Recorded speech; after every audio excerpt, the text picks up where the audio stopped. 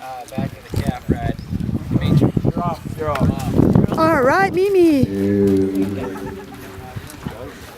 Okay, this little guy, I seen him loaning out equipment.